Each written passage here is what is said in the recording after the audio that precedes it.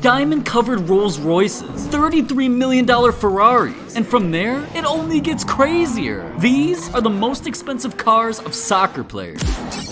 Absolutely outstanding! And you can't bring up spending millions without mentioning my boy Aubameyang. Not only were his cars expensive, they were controversial too. See, in his 14 years of pro football, he's racked up over $80 million.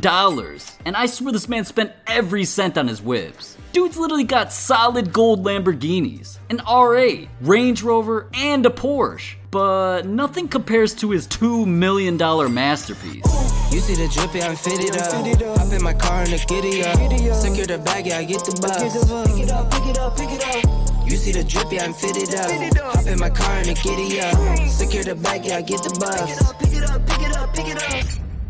Dude's looking like he's living GTA in real life. This LaFerrari comes with a V12 engine, has a top speed of 220 miles per hour, and can go 0 to 124 faster than you can watch a TikTok. Now, personally, I thought the paint job was pretty crispy, but his fans, they were pissed. It's pretty known in the car community to keep a LaFerrari the traditional red. So when Aubameyang took to Instagram and posted his pearlescent chrome, got his ass roasted. People were saying things like, I didn't think ruining a LaFerrari was possible, and that it looked like a little kid picked his paint job. But Aubameyang responded exactly how you'd expect, saying, hate me or love me, we don't give a f. And he made sure to surprise his haters with something special. He got his $300,000 Lamborghini Huracan wrapped the exact same way. Then he let all the trolls know that to live like him, they'd need a cheat code. Now with a garage filled up like this, I didn't think you could top it. But then I found out, Neymar, he has cars that literally nobody else in the entire world can buy. Yeah, see, he makes around $100 million every single year. And there's nothing he loves blowing a bag on more than his car collection. But what's crazy is, Neymar's so known for his whips, he can't even drive down the street without a crowd running after him. Just look at this. People are literally about to get ran over just to take a picture of him. Ridiculous. So, you'd think Neymar would cop a car that would blend in or just Uber everywhere, right? Well, back in 2019, right after he signed a $200 million deal, he decided Audis, Ferraris, Bugattis, they just weren't flashy or expensive enough. He wanted something that nobody could buy. And that's when he found a $4.5 million supercar he couldn't live without. Yeah, they just wanna see me in the grave. Come out the law in the rave. Oh no, I can't wait. You can read what you sold in the day. I was down, I'm up. This thing looks like a damn spaceship. This Lamborghini Veneno has a V12 engine, can go 221 miles per hour, and there's only 5 of these in the entire world. So yeah, I mean, I'm sure he won't get recognized driving this down the street. But you wanna know what's crazier than that? It's not even the fastest car he owns. Later that year, Neymar decided it was necessary to spend a few more million because $4 million on a single car, it didn't dent his bank account enough, so he had to level up. I'm about to make him disappear. I don't wanna see no tears. This is only the beginning. Losing is my only fear. Taking time away from my peers. Are you seeing this? Thing looks like it might transform and fly away. His Lycan Hypersport came with a twin-turbo F6 engine, 780 horsepower, and can go 245 miles per hour. I'd like to see a cop try and pull this thing over. There's a reason they put his car in Fast and Furious. Now, $8 million on 2 cars? Things don't get crazier than that, right? Well, Lionel Messi's cars cost him $50 million, and one of his cars is literally illegal. See, Messi's been known for his Audis and Maseratis, but in 2015, after he won the Ballon d'Or, he decided to spend $2 million to celebrate. And with that, he bought one of the rarest cars in the entire world.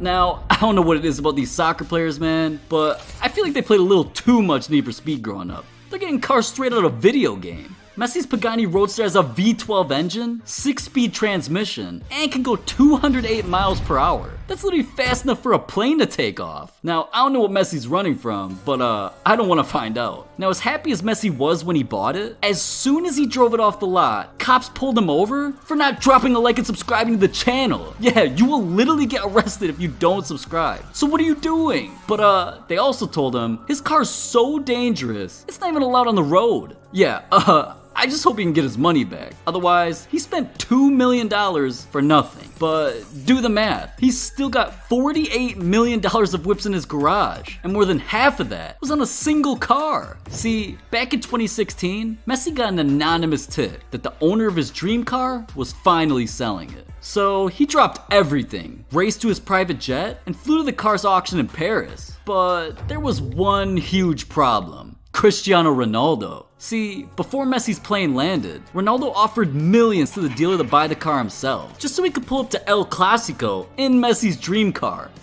I guess the rivalry on the field just wasn't enough. But the auction house knew Messi was on his way and wanted to give him a shot at making a better offer. So when Messi showed up, the two battled it out, made their bids, and things got pretty heated. Neither of them were trying to leave without this car, but eventually, the price got a little out of Ronaldo's budget, and for the first time in his career, he accepted defeat. That day, Messi became a champion again, but this time, the trophy cost him $33 million.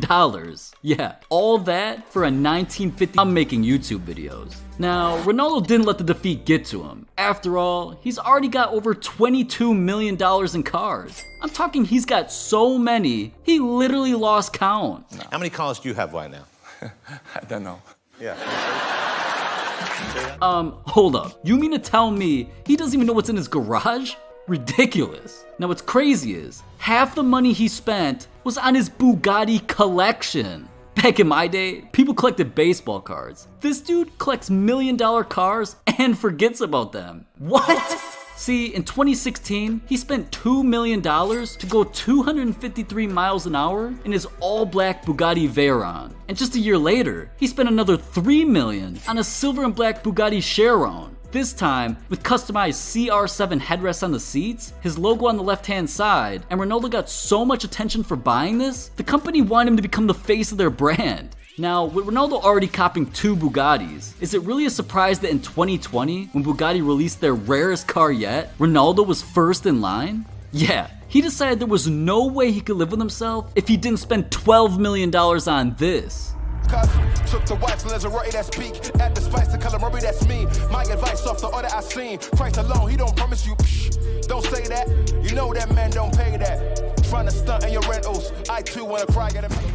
Man, I thought my Toyota Camry was fast. Ronaldo's not playing. His all-white Bugatti Cento Dieci came with an 8-liter W16 engine and can go 236 miles per hour. Not to mention, there's only 10 of this car in the entire world. Now, even though Ronaldo spent $17 million just on Bugattis, he spent even more millions on cars for a rainy day. Back in 2019, after winning the Serie A championship, Ronaldo wanted to spend some millions to celebrate. And that's when he spent over $900,000 on a limited edition McLaren Senna. It came with a twin-turbo V8 engine and was designed to look like a shark. So, just like Ronaldo always does, as soon as he bought it, he had to flex it to his 200 million followers on Instagram. Now, what's crazy is, Ronaldo only meant to flex the McLaren. He didn't even realize that 2 of his $400,000 Rolls Royces would pop up in the frame. But yeah, Ronaldo's also a big fan of those cars as well. He's been spotted in an all-white Rolls Royce Cullinan and another all-white Phantom. So he's not always in cars that can go 5 times the speed limit. But speaking of cars that go over 200 miles an hour, what would a car collection be without a couple Lamborghinis? And as you could have guessed, those are some of Ronaldo's favorites. He spent over $300,000 twice on Lamborghini Aventadors. One all white and another all black. But this car might be something he regrets. I think from now on Ronaldo should just Uber, man. This dude's crashed Lamborghinis, Paganis. It's costed him millions. But worst of all, one accident nearly ended his career.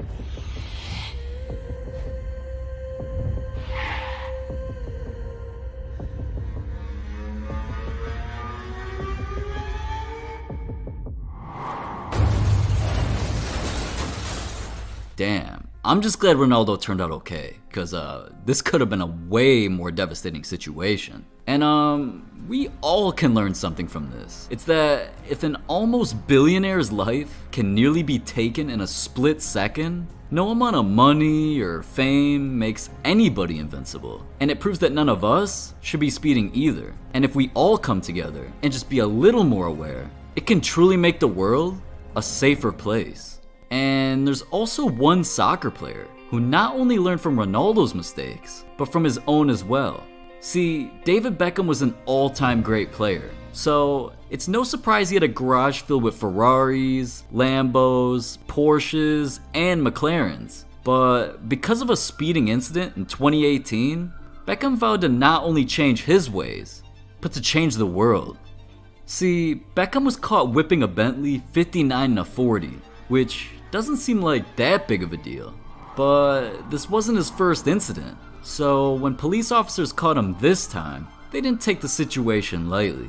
I mean, they literally wanted to take away his license for good. But Beckham's lawyer, Nick Freeman, wasn't gonna let that happen under one condition. He wanted Beckham to give up his fast and furious ways and hire a personal driver. Now, Beckham thought long and hard about this. I mean, he had a garage filled with supercars that could go 200 miles per hour. The adrenaline from going that fast was forever in his DNA. But after all, it was bigger than himself. He didn't have much of a choice. He was honestly risking more than his own life out there. And what type of role model would he be if he didn't learn from this mistake? So he looked at this and honestly, he took it as a blessing. I mean, everybody just wanted to see him become a better person, and he realized that. So Beckham looked at this as an opportunity to inspire each and every one of his fans, and he agreed to his lawyer's terms, hired a personal chauffeur, and nowadays, whenever you see that Rolls Royce or Bentley pulling up in his Beverly Hills neighborhood, he's in the back seat, but at least he's alive and can continue inspiring the world. See, it's not all about the cars. It's about what you do with them. And every car in his garage should inspire you to become the best version of your own self.